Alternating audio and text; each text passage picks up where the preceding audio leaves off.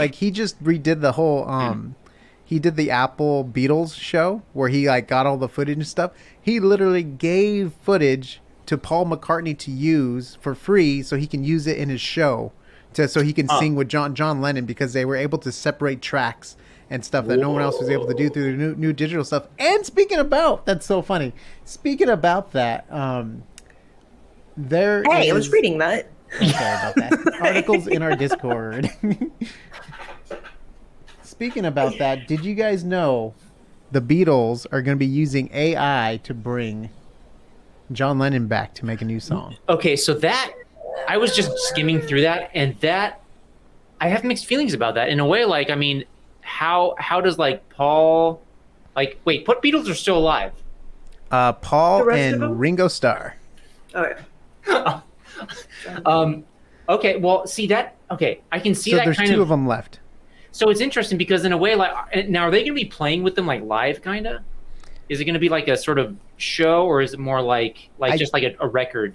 I think it might be a record. Okay. You mean like an LP? Because people listen to records. Right. Yeah, I think it might just be a song.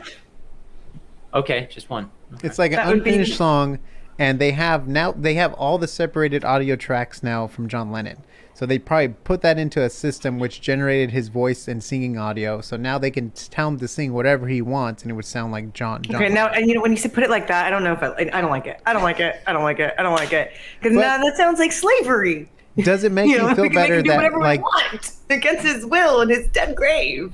How does it make you feel though that like Paul McCartney's doing it and not like some random company? Like it's literally the other half of the Beatles.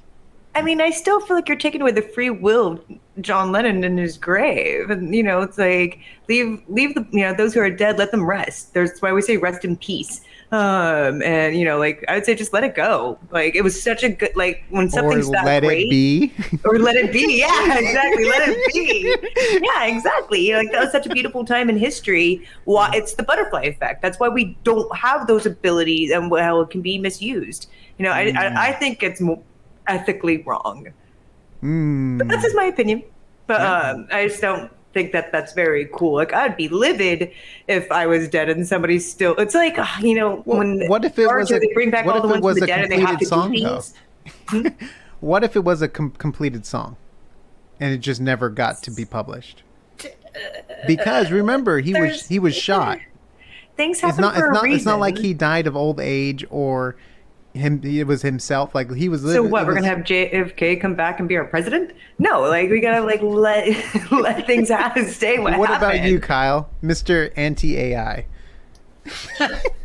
I love how you've labeled me that.